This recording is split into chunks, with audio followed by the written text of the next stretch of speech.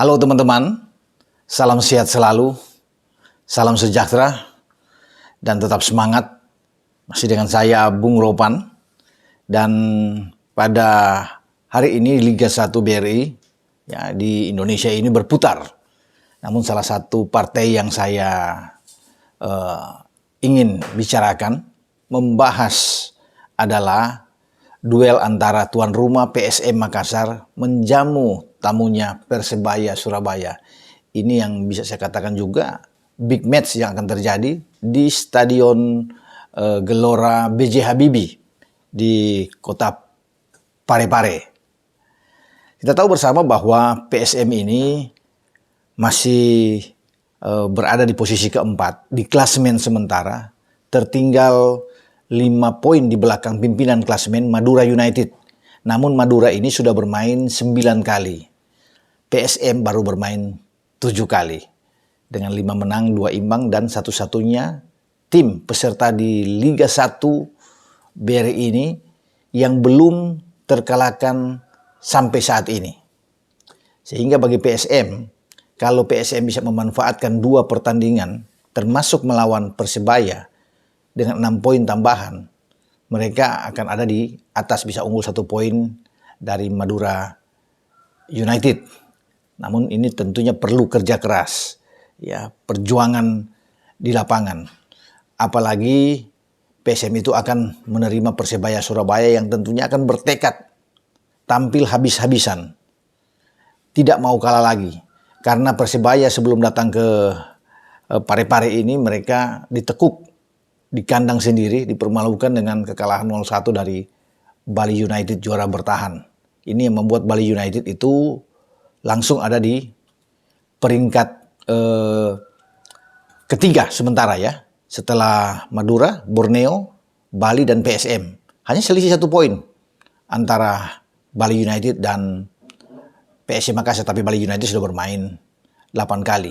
Kalau Madura dan Borneo sudah bermain 9 kali. Jadi memang ada faktor keuntungan bagi PSM. Namun PSM tetap harus fokus jika ingin memenangkan pertandingan. PSM juga dalam laga ini tidak punya pengatur serangan mereka. Kapten kesebelasan yang kita tahu bersama sangat berpengaruh di dalam tim, Wiljan Pluim. Pemain asal Belanda ini kita tahu bersama ketika melawan Persik Kediri di saat PSM tertahan dengan 0-0 itu mendapat kartu merah dari wasit sehingga dia harus bisa meninggalkan lapangan di penghujung babak pertama. Tapi PSM yang nampaknya akan direm saat itu ya, untuk dihentikan laju mereka, tetap bermain dengan semangat tinggi. Pasukan Ramang ini mampu walaupun bermain dengan 10 pemain ya, mereka bisa menyelesaikan laga dengan mendapatkan 1 poin. Jadi ini semangat yang luar biasa ini yang mereka akan bawa nantinya dalam laga menghadapi Persebaya Surabaya. Karena selain Wiljan Pluim, PSM juga belum bisa memainkan striker mereka yang asal Brasil, yaitu Nascimento atau Everton. Salah satu juga gol getter mereka yang sangat buas di kotak penalti, karena Everton ini masih bergelut dengan cedera. Satu lagi pemain PSM yang sekarang ada di Pelatnas U19 yang dipersiapkan oleh Sintayong ya, di timnas ini, itu Muhammad Zaki, pemainnya juga sangat bagus yang tidak bisa hadir ya, karena Zaki ada di Surabaya saat ini ketika akan ikut bersama dengan pasukan STY ini ikut seleksi ya, masih akan menentukan juga nasib bagi Muhammad Zaki. Tapi saya yakin Muhammad Zaki ini pasti lolos bersama dengan salah satu juga punggawa anak muda dari PSM Makassar, Edgar Amping. Yang bagi Persebaya tentunya ini pekerjaan yang terasa berat ya, terutama untuk Aji Santoso sebagai pelatih. Karena mereka juga kehilangan, ada setidaknya kalau tidak salah 3 pemain mereka yang diambil juga oleh Sintayong untuk persiapan di kualifikasi grup F Piala Asia ini. Ya, selain Marcelino Ferdinand ada Arya di sana juga dengan Syarif ya, Willy Syarif yang tidak bisa bermain. Mereka juga sudah lama dalam 4 pertandingan terakhir kehilangan juga pemain-pemain yang diandalkan. Ada Brian, ya, Aldama, dan juga Vidal yang tidak bisa bermain. Jadi praktis bagi Persebaya Surabaya ini hanya akan mengandalkan mungkin Yamamoto ada di depan ya, atau Sergio Rodriguez Pereira. Ini pemain juga yang pasti akan ditempatkan oleh Aji Santoso di depan. Dan bagi pemain-pemain belakang PSM juga harus tetap berhati-hati ya untuk menghadapi pemain-pemain Persebaya ini. Ya, paling tidak di belakang mereka masih punya kekuatan dengan Juran Fernandes yang ada di sana. Ya, kita akan lihat Erwin Gutawa tentunya mungkin akan bisa dimainkan, tetapi mereka masih punya Yance Sayuri yang ada di sana. Dalen Doke yang juga bisa dimainkan. Dan juga ada Manan, ya, Agung Manan. Ini pemain-pemain yang oke untuk bermain di garis belakang bagi PSM. Nah, walaupun tidak ada William Pluim, saya pikir bagi Bernardo Tavares, arsitek bagi PSM, sudah punya opsi lain untuk dia tampilkan, taktik strategi yang dia akan mainkan di kandang sendiri. Jadi PSM ini pasti tidak mau hilang harga diri mereka, ya. Sirina Pace. Wah, kalau orang Makassar bilang, ini harus tetap tidak boleh dipermalukan di kandang. Itu yang menjadi semacam slogan mereka ketika harus bertanding. Ya. Ini soal harga diri. Maka Sirina Pace ini selalu dikumandangkan oleh mereka. Selain dengan kata-kata tentu Ewako PSM, Ewako Makassar. Wah, ini pasti akan tersaji dalam pertarungan mereka. Ya, mereka mungkin orang banyak bilang akan berpengaruh dengan tidaknya William Pluim, tetapi saya rasa bagi Tavares dia sudah punya formula lain untuk bisa mengisi di sini karena banyak pemain-pemain yang bisa disiapkan. Di depan selain Labiza di sana mungkin masih ada Ramadan Sananta ya yang bisa diandalkan juga. Juga selain ada Yakob Sayuri ya, ini pemain yang saya senang juga ya, yang saya usulkan, saya pikir bagi Sintayong ini untuk bisa memanggil ya, Yakob Sayuri ini bermain di tim nasional senior nantinya, paling tidak di FIFA Match Day pada tanggal 24 dan 27 September yang akan datang. Saya ingin melihat ya, tentu dan kita semua dan bagi penggemar PSM ingin melihat penampilan atau debut dari seorang Yakob Sayuri ini.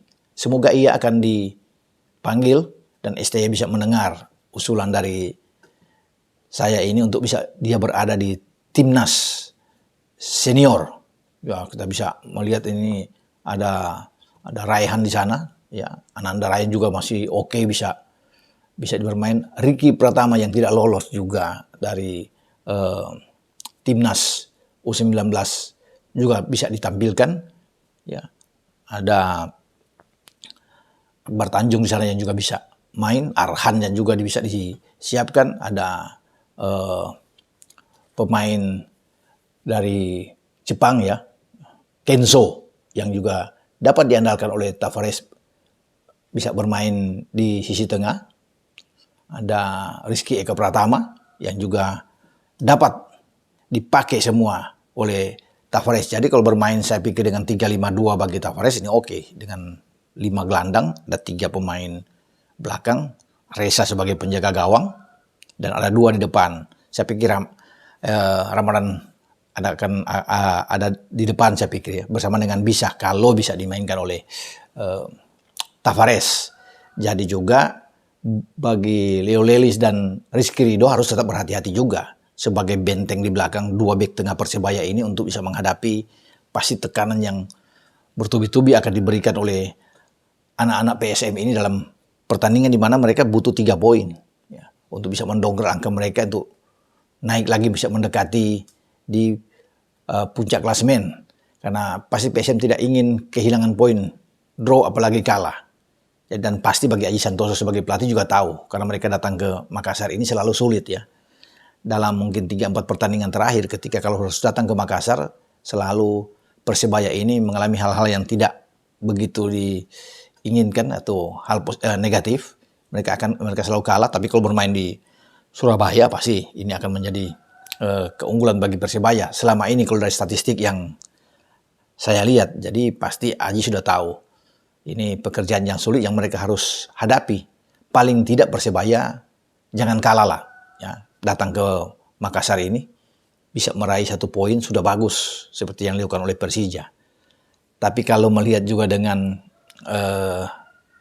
gairah yang begitu besar yang ada di anak-anak PSM ini, nampaknya memang agak sulit karena PSM tidak mau untuk bisa imbang, apalagi sekali lagi kalah. Mereka ingin memuaskan penonton mereka di BJ Habibie ini, Kota Parepare, agar 3 poin ini menjadi mutlak bagi mereka. Jadi istilahnya ini tidak takut. Kalau Aji sudah mengatakan bahwa mereka tidak akan takut menghadapi PSM, PSM juga akan pasti melakukan hal yang sama. Tidak akan takut menghadapi lawan siapapun yang datang ke Parepare, termasuk dengan Persebaya. Karena istilahnya sekali layar terkembang pantang surut. Wah, itu ada dalam bahasa Makassar. Kalau bisa dikatakan di sini ini ya, tolong dilihat, dikoreksi kalau salah apa ya.